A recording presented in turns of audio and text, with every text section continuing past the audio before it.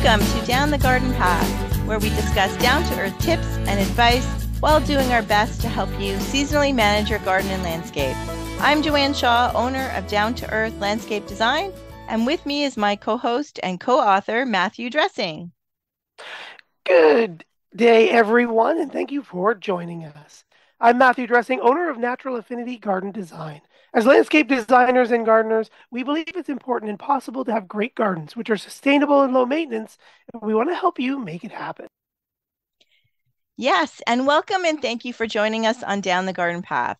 On this episode, we are shining the spotlight on the classic holiday plant, Amaryllis. These easy-to-grow bulbs make great gifts or additions to your own holiday decorating. I just purchased one yesterday for myself. Have you bought one yet this year, Matt? No, I haven't bought one this year. I was looking and hoping to find a specific one, and I haven't been able to find it yet. So I may not buy one this year. But I might cave and I might go buy one yet. I may still go buy one. Excellent. So how did you buy yours? If I go buy mine, I was going to Yeah. buy one in bulk. How did you buy yours? This time I bought one in a kit. So that's the cool thing about these bulbs is there's a few different ways to buy them, right? You Yeah, you can buy them in bulk, like you said, like loose and they're just bulb only. You can buy them in a kit that come with the bulb loose, the pot, and the bag of soil, or like a pellet, like a puck of soil, right? So that's kind of a cool way that you can buy them. And that would we'll talk later a bit about them being a gift, but it's kind of a nice little box. And but you can also buy them already started in a pot, and they've already started to grow, right? right. Yeah, I've seen them that way for sure, all ready to go. So they make a quick pickup. I've also seen them very decorative, as you were saying, as making a gift. A lot of the bulbs have been covered in like a wax for Yes. Christmas time. So you can Yeah. get them in reds and silvers and gold covered wax as well. Yeah. So how And I much think was those ones would make great decorations, like if you wanted to put them on like a mantle or a shelf, right? Because the wax doesn't, you don't necessarily need the soil, which is kind of weird, right? All the energy is in the bulb. And so that's why they can cover them with wax. right? Yeah, exactly. So it just feeds itself through the bulbs, all of its stored energy. Yeah, and so you need to water. You can put them on a mantle or a shelf or like a decorative hurricane vase or something like that. Hmm. Hmm. Yeah. So how much was the kit? I know when I've bought bulbs in bulk or individually, they range anywhere from, and again, we're in Canada, so about 9.99 to about 17 or 19.99, depending on the variety or Hmm. hybrid of the bulb. But how much Hmm. was the kit that you got? My kit was this one I bought was 16.99, so very much in that range. I've actually seen them more. I've seen them going to the 30, $25 range. I did notice one thing people don't realize is they actually sell them in some of the grocery stores for something like as low as 7.99. So I was in our local grocery store, and they had the kits, and they were that price. They were 7.99. So that you can. It's very varied, right? And Yeah. I don't know enough about the different varieties on if you get better flour for the more expensive ones. Like, do you think that could really be the case? Well, I think the one that I was looking for was Amaryllis papilio, and so it is a green petaled one. Okay. And then on the petals, they have red markings. So there's some venation, there's some coloration going into the throat of the flower. And it's supposed to look like a butterfly, like the papilio butterfly. Oh, So it has interesting. kind of those fancy markings. That one for me is usually around bulk again, 17.99. Okay.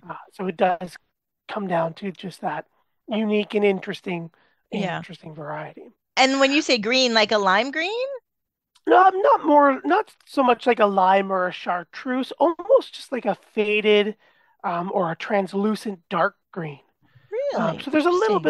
a little bit of white, but it's more of a green flower. I Okay. don't. It's not like for example, a limelight hydrangea, Right. where it's that bright. Okay. green, but it does have some darker tones. Yeah, Okay. Okay. brilliant reds. They do make great gifts though, don't they? Because you can get them early and give someone one that's already flowering. You can give it to someone who wants, might want like a beginning gardener, even kids.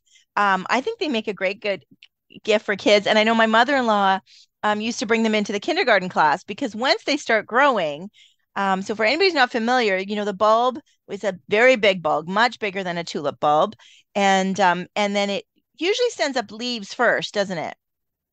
So the leaves Yep. start growing first. And then when the stem of the flower starts growing, it's literally when it really gets going, it's literally like it's growing in front of your eyes. Like so it was like so the kids would come in every day, every morning, and they get to measure it. Like how much did it grow, right? So I think it's a really cool because a lot of other plants that you can buy a child like they really wouldn't see that visual necessarily that quickly and because when it does flower it can be quite tall and the flower heads are very big so I think it's just a really really interesting gift for many people. I agree. And I love it for that reason. And like you said, it's just such an easy care Hmm. gift as well, right? We're basically we can leave it on the shelf. It doesn't need to be planted. It will grow without, but it's easy to just put in a decorative pot, a green pot with a pot cover or a Christmas pot you have with some good, well-drained soil and drainage, and just let it be. Just keep it moist, and just let it kind of grow. So it's super easy to grow and care for. And the reward that you get from it with those, like you said, those big flower heads, she's going to open with usually anywhere from 3 to 4 big trumpet shaped blossoms that are usually about the size, maybe just smaller than the size of someone's hand, open Yeah, wide. yeah. Yeah. Do they need to be in front of the window? They don't need to be in front of the window. No, I've grown mine elsewhere, but the darker it is, I do find that they will, again, like other plants, lean slightly. Mm. Hmm. So when we get our big flower stalk, it is fairly thick, but it is also hollow. So I have seen them where they lean too much and they might bend and break. Yeah, So or fall you, over. So or because like fall over. Yeah. is the bulb takes up, there's not a lot of soil in there. So even though you've got some soil in and with the bulb, and especially if you've got one with no soil and no pot, like the wax ones, like you said, that's the stem is heavy and tall and hollow. So I have had that where they tipped over. So you have to just be careful, either have something else around it, or have it in a location, keep an eye, because yeah, I've had that where I woke up in the morning and it had fallen over. Um, so because once it starts going, right, like you said, the flower is very heavy, and even though it's a big bulb, there's still not a lot of soil. It likes it doesn't need a ton of soil in a big pot, right? It's quite a tight fit. Yeah, we only want to have, so when we're planting our bulb, we only want to have a pot that's about an inch wider than the bulb is at its widest point. So the bulb, if you imagine the bulb, it's going to go down, it's going to bulge out like a classic bulb or an onion bulb Hmm. at that widest point. So if it's say 5 inches, we want a 6 inch pot. But then we want it twice as deep as the bulb is tall. So Right. usually they're anywhere from 3 to 5 or 6 inches. So we want a slightly taller pot than we do wider pot. And then we want to just fill it with a nice, well drained potting mix. So something Okay. that drains. We don't want it to sit in water because they will rot over time if they're constantly wet. But yeah, and then again, so now we've got this very top heavy bulb. So Right. they can definitely easily fall over. But yeah, Okay. as you were saying, do we have to put them in a window? Not necessarily, no. But you can always put them in a window just to keep them nice and green, actively growing, give them the food that they want to help support uh, that bloom, that new flower Right. stalk that's coming out. However, that is what the bulb does, is store all that food. And then if you do have someone coming over, or you want to use it for a centerpiece for a dinner or an event, you can always move it from that window, leave it there Oh, for the okay. day or so, and always put it back. So Okay. Okay. that won't bother her either. Yeah. Now you mentioned food. They don't need fertilizing. You meant like food from the sun kind of thing. Yeah, so for the most part, they don't need fertilizing because that's what that bulb is, right? modified storage device of all these modified leaves that have fattened up, much like our onions. So they've got lots of food in there. As they're continuing to grow, you could, if you wanted to, support them with a flowering fertilizer, something like a 10-15-10 or a 15-30-15 at half strength once Okay. every week and a half to 2 weeks. But when Okay. she's in that flower period right now around Christmas time, when we like to see them, we don't need to be doing that. But we would like to do that as we move forward if we're going to keep them over, for example. Okay.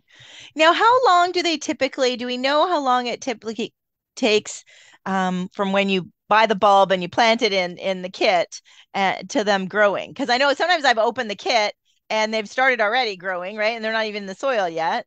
And then other times, you plant it and then you're waiting and waiting and waiting.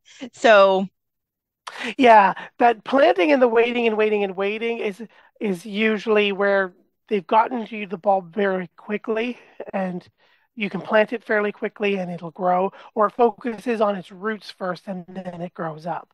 But when they're packaged early to be sent out, they have some of that waiting time where you've planted them in soil, where they mhm, just start doing their thing. So yeah, like you said, we've seen the kits at the garden centers or whatnot. They've already like 3 inches of bloom starting to, that stalk is growing. Yeah, yeah. they've kind of been waiting that wait period. So we can sometimes see them anywhere from 4 to 8 weeks when they come Mhm. out of dormancy to when they are growing and up to full bloom. Okay. Yeah. Okay. So So yeah, if you wanted to give one, right, the timing, you can if you wanted to grow like buy them early or buy them, I guess we're a little late now, but then possibly they'd started and you give them as a gift, start already started, or you can wait and let your recipient, plant them, then it can become I think that I like the idea of them growing and blooming in January, February, because that's when we need some like a bright spot, right? some nice color. Yeah, for sure, for sure. And if you were looking for it at a time as close to Christmas as you'd want it, you'd want to start planting it right at the beginning of November. So like Mm, November 1 to about November 10 is kind of your optimal window to aim for that Christmas day. And that gives okay. you, again, there's that four Range. to 8 weeks kind of, right? Or that by the 10th, you've got that 6 week Yeah. range. And that's with Yeah. no growth on them, like you'd buy a Yeah. bulk bulb and plant it. Yeah, yeah. Yeah. The nice thing is the fractional flower does last a while. So that is also Yeah. nice, right? It's not not as quick as let's say when you're forcing, let's say, daffodil bulbs or tulip bulbs, that type of thing. They do last a long time as long as it doesn't fall over. That's the biggest Yes. key. And Yeah. and that is the key about the light because you're right. That's one of the contributing factors, right? Is then they're reaching towards that light. Um, Yeah. Yeah, you're right. Our spring flowering bulbs are cold hardy bulbs. They will bloom very quickly because they like that cool weather. But our amaryllis, our hippeastrum is the genus and common name amaryllis. They are native to South America. okay. So they have that warmer weather, and so those blooms last a bit longer. Yeah. Mhm. That's good. And the other cool thing about them is that, well, that's all we need to know, right? Sorry, as far as they leaf out, right? They leaf out and then they flower. And then what's next after they finish flowering? Sometimes they repeat bloom, right? Sometimes you might get a second stalk. I've Yeah. seen that happen. Yeah, if your bulb is nice and big and fat when you get it, she might have a second stalk in there or enough food to generate a second stalk already. So she'll send out her stalk, those leaves will slowly grow. As we were saying before, usually the leaves do come out first, but you can see instances where it's just the flower stalk to Yeah. emerge first too. And Yeah. if that's your case, then the leaves will come shortly after. But Hmm. yeah, let the flowers do its thing. If as long as that stalk is green but the flowers are dead, you can cut the tip off of the amaryllis and leave the stalk because it's still green as well. It'll be the leaf color, and it will continue to photosynthesize like a leaf in place of leaves. Oh, So if your stalk okay. is up first and there are no leaves, your stalk will photosynthesize much like your leaves will. So you can Okay. leave it until it just naturally goes yellow. And then Okay. as the leaves fill out, keep it in a bright, either a window like we were saying, a north or a south or an east, depending on where what your light is like. You can treat it as a house plant, keeping it again evenly moist with a bright indirect or a medium indirect light. You can start to feed it every couple weeks with again of like a 10-15-10 or 15-30-15, because as it goes into the next or continuously blooms or leaves, sorry, it will continuously feed and refill that bulb. So as long as it gets enough nutrients, she'll start to build the next year's bulb. So unlike our cold hardy bulbs, our amaryllis don't need a quiet period. They don't need to necessarily go dormant. So they can stay leaf, but if they do stay leaf, they are heavy feeders to create next year's bulb without a dormant period. So Okay. I think we were talking before the show. You said you had some other ones you recently found. So you'd bought one, and then Hmm. you'd had some other ones that you'd recently found. Yeah. Yeah, And you had said I that they kept were had been planted and dormant. yeah. Yeah. So I kept them in front of yeah, I think that's one of the cool things about this is that we can keep them and have them, try to get them to bloom again the next year, right? So I had three last year that I left all I had them around Christmas time and in winter, and then I put them in front of a sunny window and let the leaves. I did cut the stems, so I didn't know about the stems, but I did leave the leaves like all summer. And then late summer, I thought, okay, now's time. I think they need to rest in order to, so that I can put them to, I think, cool and dark, but not necessarily super cool, like you said, like the cold, loving bulbs. But so I did that and I put them in a cupboard that I never normally use. So I went looking for them and I couldn't find them. And so I bought the new one, and have that all potted up and ready to go. And I'm excited about that. And then yesterday, I opened a cupboard looking for something else and found, I'm like, oh my gosh, there they are. So I have three that were in pots. Now my leaves did never died. Like they kept going and going. So finally I ended up cutting them off. I don't know if that was bad or not. Um, before I put them in a cupboard that was dark and kind of cool, like you said, 16 to 20, right? Yeah, exactly. Yeah, anywhere from about that 10 to 20 and cool and dark type Yeah. thing. Yeah, and Yeah. they're good to go. So yours should start usually or typically you can kind of force that bloom that method, and that's where that's you'll start right off with a nice flower stalk. Okay. Okay. Yeah, So and should I give them that week fertilizer, like a bit of week, or is that too late for them? right now when they're just kind of inactive, if they haven't shown any leaves or growth, let them wake up first because then Okay. they won't. There's nothing there. And again, they've stored that food for themselves, I so they'll hope, start to right? grow out. Yeah, yeah, Yeah. So I think that's a good thing that people should know, that even if they are expensive, even if you do buy a more expensive one, that it's something that you can get. Now, they don't last forever, in my experience. You can maybe get it to rebloom once or twice, depending on how much attention and care. Some people I know put them actually in their gardens for the summer. I yeah, just can't do that. I don't have the space and, quite frankly, the time and the memory to remember that it's there. yeah. Yeah, and as you say, going into people putting them in the gardens, they don't even have to plant them.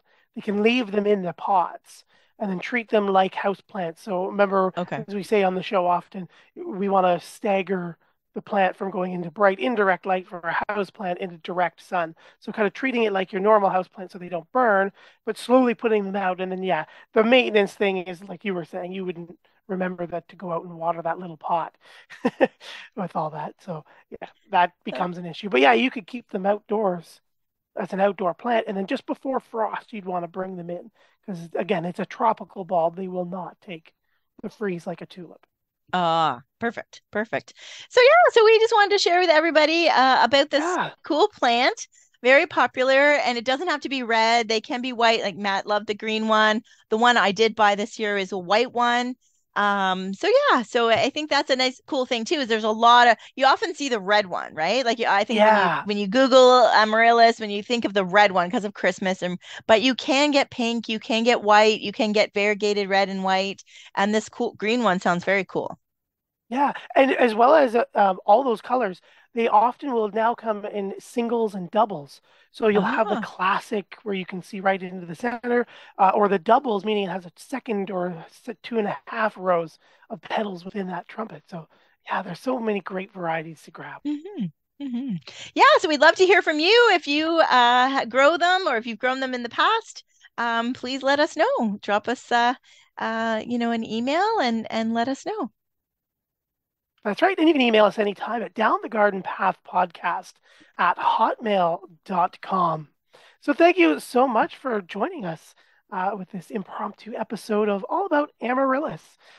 Don't forget to follow us on Facebook and Instagram at Down the Garden Path Podcast is our handle there. And as always, we love hearing from all of our listeners. You can always rate us again at Down the Garden Path Podcast at hotmail.com. And don't forget to visit us online. You can find Joanne at www.down2earth.ca and myself at www.naturalaffinity.ca. So thank you Thank very you. much, everybody. Yeah, thank So, you for joining us down the garden path.